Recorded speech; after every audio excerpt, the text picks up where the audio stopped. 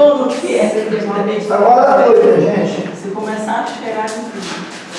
Agora foi, tá vendo? Não fala que o ventilador vai queimar, não está acontecendo a gravação, você chamando que o ventilador vai queimar. O senhor já está falando. Você fica falando que uma luz não entende nada de eletricidade, que vai queimar o elevador, está aparecendo tudo na gravação. E também não fala que ele vai derrubar a minha máquina também. Não é nada. Vocês ficam falando. Pastor João, me ajuda aí, né? Tá gravando já? Já está gravado. Misericórdia. Não é sobre misericórdia. Não, o evangelismo é misericórdia também, né? Fique quietinho, meu filho. Que maravilha. Cadê o vento, gente? Cadê o vento? Tá vendo pro outro lado? É o contrário. Vou começar essa aula hoje 9 horas, pelo jeito. É porque não é. 9 horas. É 220 mesmo. Sem chance disso. Você chama para quê? Para mim começar a minha aula? Não, vem bonito.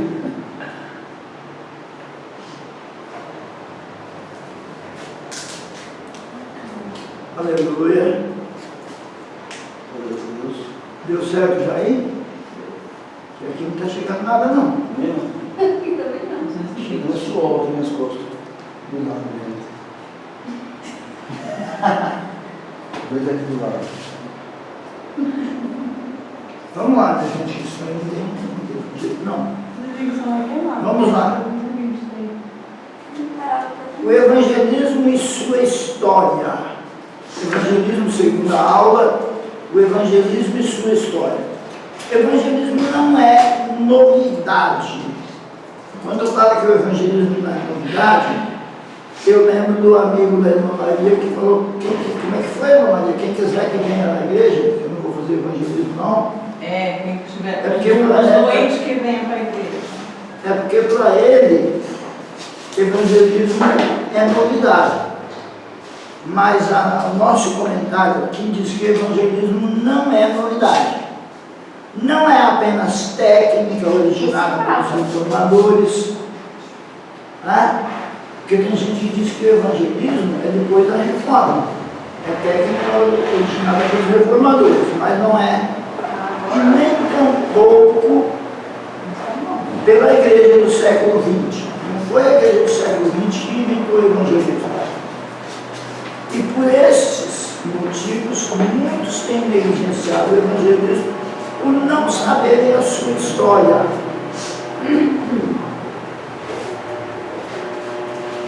Quando a gente não conhece a história de algo, a tendência é a gente não valorizar, porque não conhece a história. É igual quando você não valoriza uma pessoa, não conhece a história da pessoa, daí não valoriza. Quem não conhece a história do evangelismo, não valoriza o evangelismo. Precisa conhecer a história.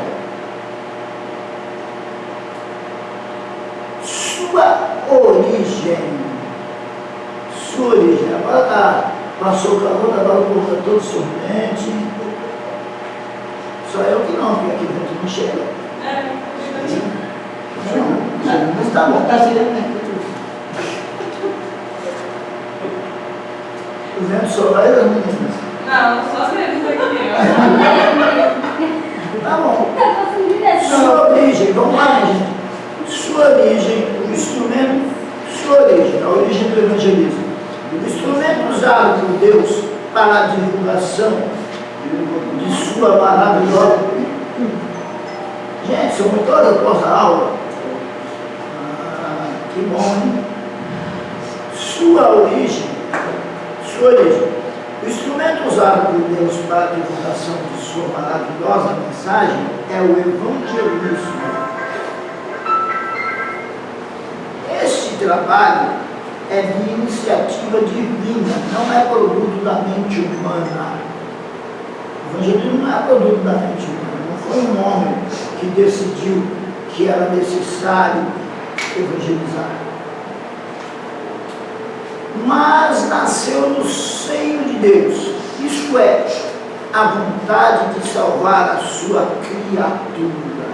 O evangelismo nasce da vontade de Deus de salvar a sua criatura.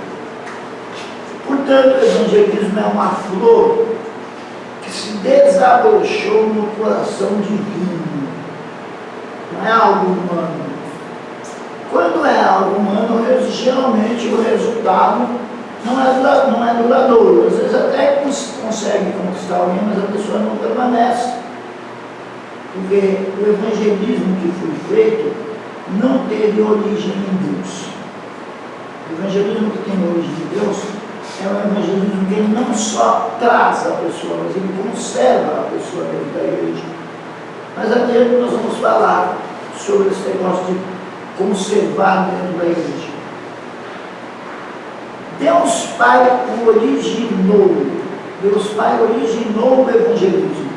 Então vamos ver isso. Gênesis capítulo 3, versículo 15. Deus Pai originou o evangelismo. Gênesis 3, capítulo 15. Não, 3, versículo 15. 3, versículo 15. E porém inimizade entre ti e a mulher. E porém inimizade entre ti e a mulher, e entre a tua semente e a sua semente. Esta te ferirá a cabeça e tu lhes ferirás o calcanhar. Esse é o primeiro evangelismo. É um evangelismo de promessa. É Deus prometendo que haveria salvação. Haveria salvação. Que o ser humano seria resgatado pela semente da mulher. A semente da mulher haveria de vencer a serpente. É um evangelismo de promessa. Isaías capítulo 6, verso 8.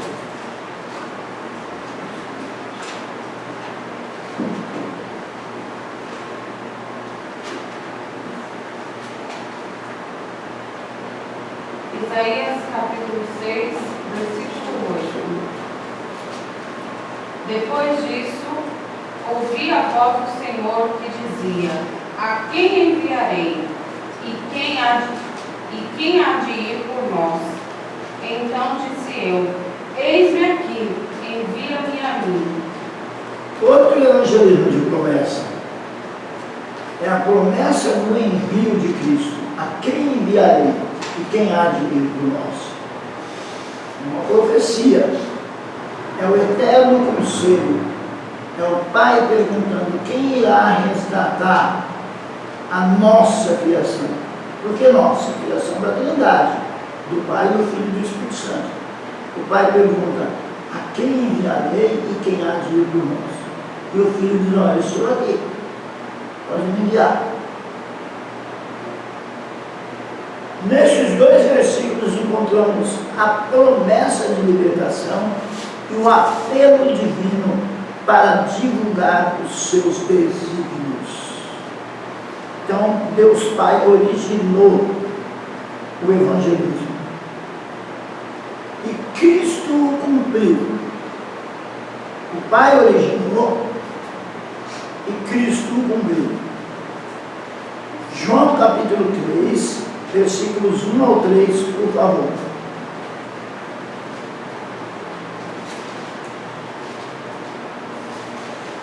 Evangelho segundo escreveu São João, capítulo 3, versículos 1 ao 3.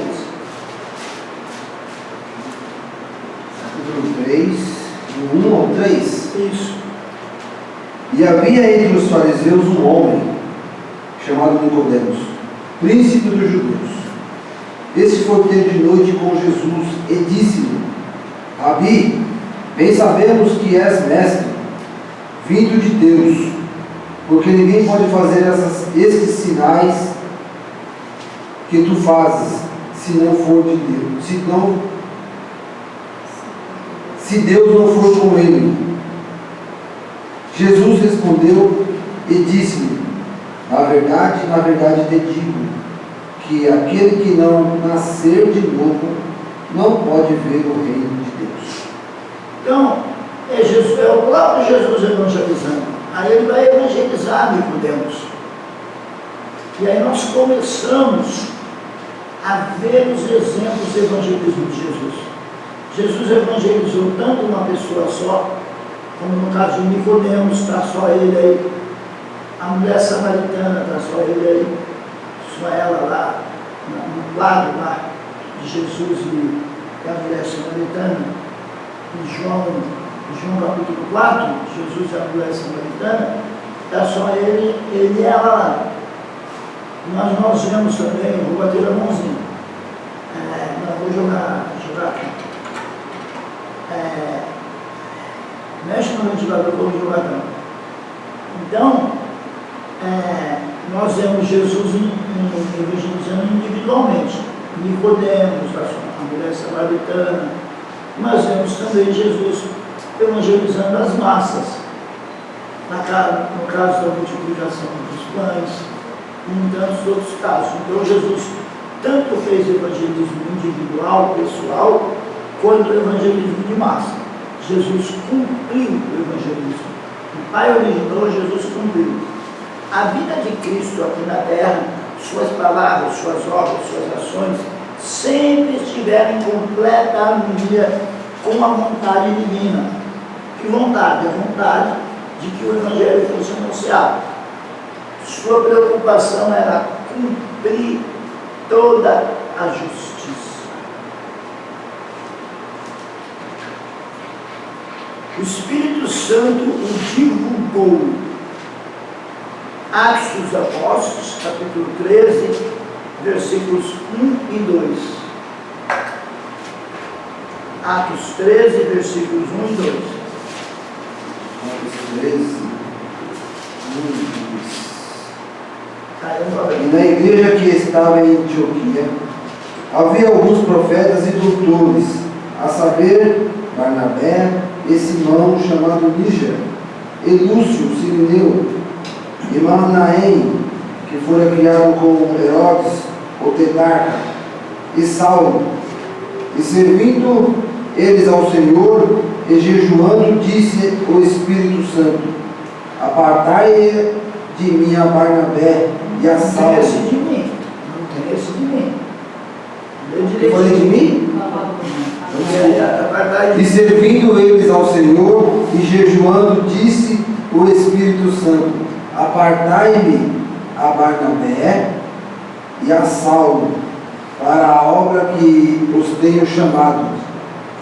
Então veja bem, ele chamou os dois, apartou, separou, vem para cá, do meu lado. E daí em diante, encarregado de divulgar a mensagem foi o Espírito Santo. Porque a mensagem que foi pregada não era a mensagem de homens, era a palavra de Deus pregada no poder do Espírito Santo. Por isso, o Espírito Santo o divulgou. É por intermédio do Espírito Santo que a mensagem divina é divulgada. Cristo disse: mas quando vier o Consolador, ele testificará de mim. Quando nós pregamos o Evangelho, é o Espírito Santo que testifica de Cristo. Não são simplesmente as nossas palavras. Nós somos o veículo, nós somos o instrumento. Mas a divulgação, quem está fazendo através de nós, é o próprio Espírito Santo. Então, o evangelismo é a obra da Trindade. O Pai originou, o Filho cumpriu e o Espírito Santo divulgou. O Espírito Santo envia homens para pregar e, através deles, convence o mundo do pecado, do juízo e da justiça. Em todas as ruas, bairros, cidades, estados, países, continentes, o Espírito Santo quer divulgar a mensagem salvadora de Cristo. Então nós vimos o Espírito Santo, originado pelo Pai, cumprido pelo Filho, divulgado pelo Espírito Santo. E agora nós veremos o evangelismo nos seguidores de Cristo. Evangelizar nos seguidores, nos seus seguidores, ou seja, nos seguidores de Cristo, evangelizar foi qual fogo nos corações dos apóstolos. Eles não conseguiram ficar calados. Eu comi o S aqui. Eles não conseguiram ficar calados. Atos dos Apóstolos, capítulo 4, versículo 20.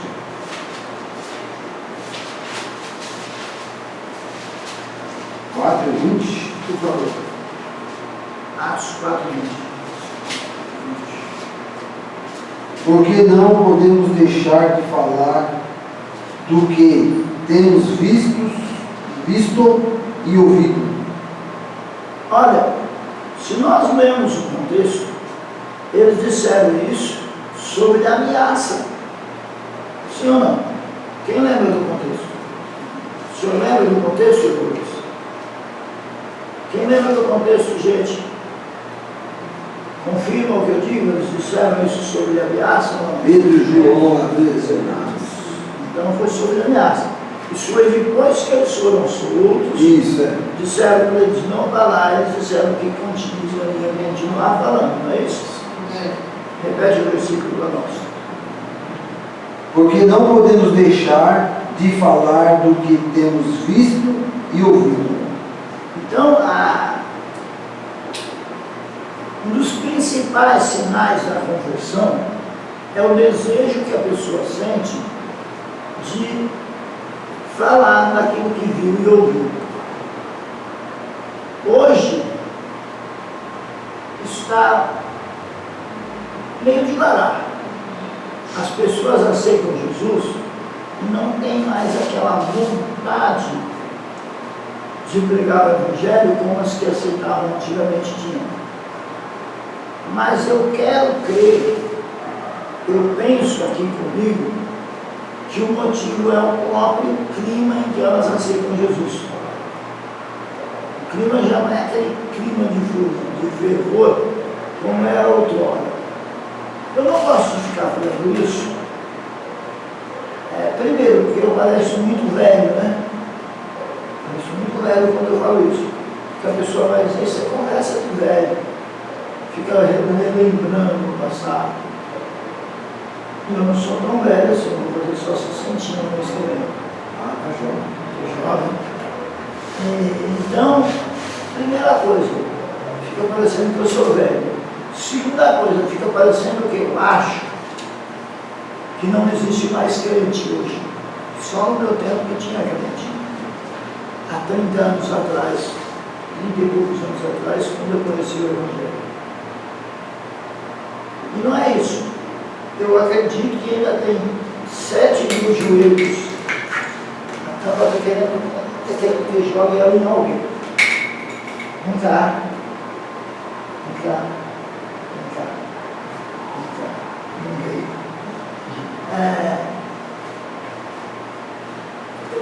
Eu acredito que ainda existe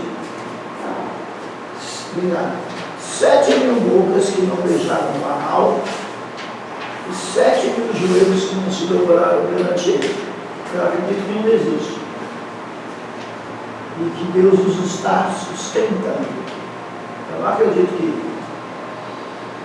que não tem mais pessoas que amam verdadeiramente o Evangelho de Cristo. Apenas a Bíblia diz que por se praticar a iniquidade, o amor de muitos esfriará. Graças a Deus que o texto não diz que é de todos, né? O texto diz que o amor de muitos esfriará. Mas é muitos, né? É muitos. Vai se preocupar. Mas o senhor quer ser um desses muitos? Não? Eu prefiro ser dos poucos. Dos poucos? Em que acham verdade? Graças a Deus. André evangelizou Pedro. Eu não vou ler todos os versículos por conta do horário, tá? André evangelizou Pedro. Filipe evangelizou Natanael.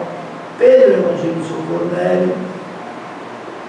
E a samaritana evangelizou todos da sua aldeia. Então o evangelho precisa ser assim. Você vê uma continuidade disso. Quando alguém em uma família aceitar Cristo como Salvador, ele deve ser incentivado a evangelizar os seus familiares, os seus amigos, os seus conhecidos. Olha que coisa, um vai evangelizando o outro. André evangelizou Pedro, Felipe evangelizou Natanael, Pedro evangelizou Cornélio. Um vai evangelizando o outro. Os grandes pregadores hoje só querem pregar triunfalismo. Deus vai te dar isso, Deus vai te dar aquilo. Mas os grandes pregadores do passado pregavam a mensagem do Calvário. Olha, os grandes pregadores, evangelizar sempre foi o tema da vida e mensagem dos grandes pregadores. D.L. Moody disse: usa-me, Senhor, para o alvo que lhe agrada. Diz a história que D.L. Moody ganhava uma alma por dia. Mas depois que ele começou, nunca mais ele deixou de ganhar pelo menos uma alma por dia. E a história também diz que ia dar meia-noite, ia passar para o outro dia. Porque no nosso relógio ocidental, meia-noite passa para o outro dia. Ia passar para o outro dia e D.L. Moody ainda não tinha ganhado nenhuma alma. Aí ele entrou no ônibus triste, disse: não ganhei nenhuma alma. Era o último ônibus. E naqueles ônibus, naquele lugar, não tinha cobrador. Estava só ele e o motorista. Ele entrou no ônibus, quando faltava 1 ou 2 minutos para meia-noite, o motorista estava aceitando Jesus. Quase que ele passou um dia sem ganhar uma alma. E eu também conheci aqui na nossa região um homem que ganhava uma alma por dia. Pastor Rubinho, saudoso pastor Rubinho, ganhava uma alma por dia. E com ele também, eu estava presente. Ele quase passou um dia sem ganhar uma alma. Nós estávamos na casa de um pastor, esperando o irmão chegar para nós irmos para o monte. Já saiu todo mundo dali, vamos para o monte orar, vamos esperar o pastor Rubinho que ele vem. E estávamos evangelizando um rapaz, um bandido. Ele veio na casa do irmão, porque o irmão era um ex-bandido, eles eram amigos. Ele veio na casa do irmão, visitar o irmão, conversar com o irmão, sabia que o irmão tinha se tornado crente, tinha se convertido, e esse bandido, esse assaltante, era um assaltante perigoso, assaltava comércios, empresas, e ele veio até a casa do irmão. E eu e o irmão Edivaldo, na época, estávamos evangelizando esse bandido. E eu não vou citar nome, porque ainda é conhecido na região, não convém. Estávamos evangelizando esse bandido e o homem não queria aceitar Jesus de jeito nenhum. O pastor Rubinho chegou, quando foi umas 20 da meia-noite, ficamos conversando, esperando os demais irmãos chegar. Quando foi umas 20 da meia-noite, o homem estava de joelho dobrado e o irmão Rubinho com a mão na cabeça do homem. Ele aceitando Jesus. Uma história parecida com a história de Moody. Saudoso pastor Rubinho. Pois bem, Henrique Martins. Dele está escrito: ajoelhou-se na praia da Índia e disse: aqui quero ser gasto inteiramente por Deus. Paulo também certa vez disse que estava disposto a gastar-se e deixar-se gastar. pelo amor do povo de um determinado lugar. Paulo disse isso: estou disposto a gastar e a deixar de gastar. E Henrique Martins parafraseou as palavras de Paulo com relação à Índia. Ajoelhou-se na praia da Índia e disse: aqui quero ser gasto inteiramente por Deus. E ele dedicou todo o restante de sua vida à pregação do Evangelho da Índia. Paulo Yushu pediu ao Senhor: quero 1000 almas por ano. E depois pediu 1000 por mês. E Deus lhes deu. O que acontece conosco é que nós somos acanhados. Temos medo de pedir. Temos medo de pedir.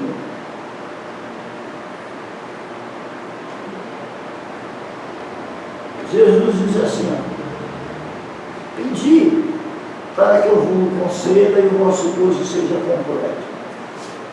Mas nós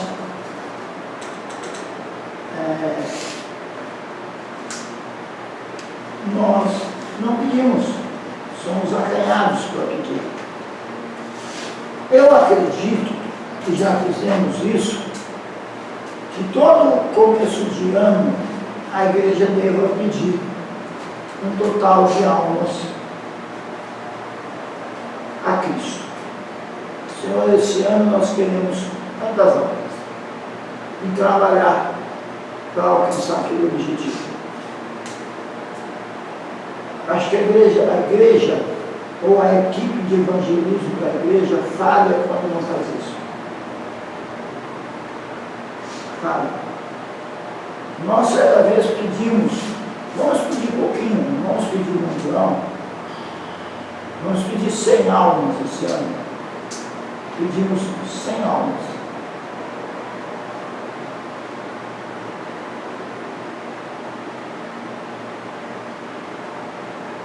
Conseguimos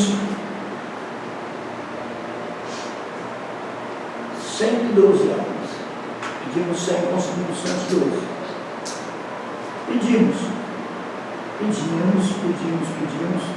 e usamos estratégias para isso. Que o evangelismo se faz da parte divina, mas precisa ter também a estratégia humana. O evangelismo não é método, como nós já vimos.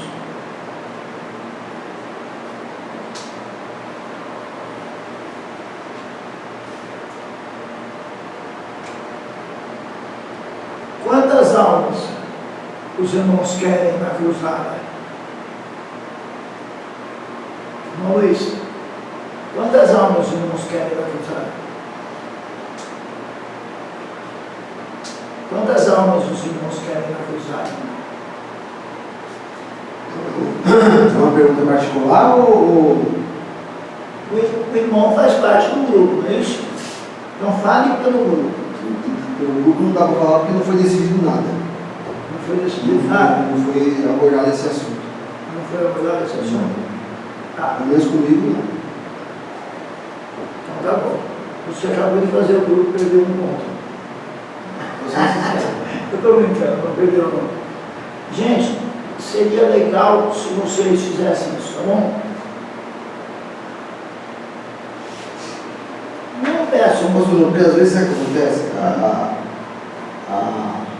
Quem está na liderança de algum trabalho, seja qual for, geralmente fala assim: se pelo menos uma alma se render ao Senhor, nós já estamos no lucro. Pois é. Mas eu concordo. Mas ele está jogando no... Está errado, você está errado.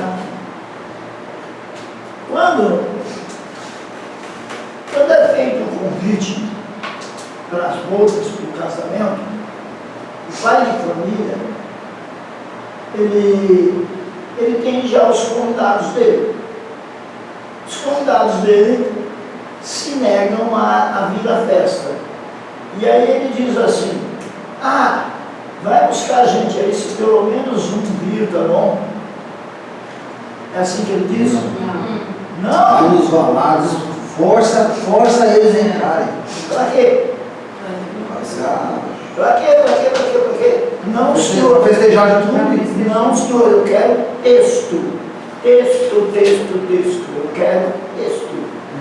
Força-os a entrar pra quê? O Stefano conhece. Força-os a entrar pra quê? Força-os a entrar pra quê? Vamos lá. Força-os a entrar pra quê? Eu quero texto.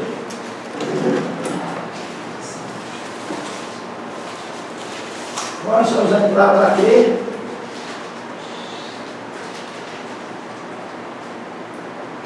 Pergunta para a menina do grupo que ela sabe, é crente também.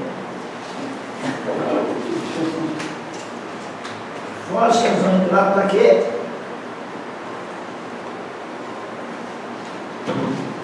Quero só que complete a frase. Está no texto. Forças vão entrar para quê?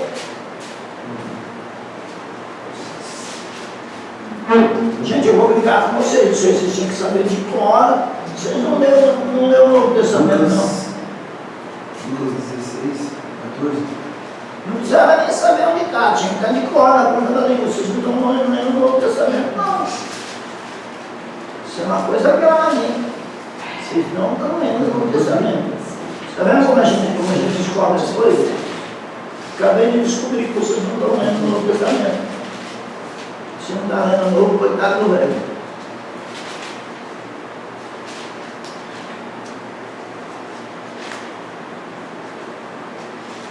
Eu estou de frente com o meu presente de aniversário, que coisa linda.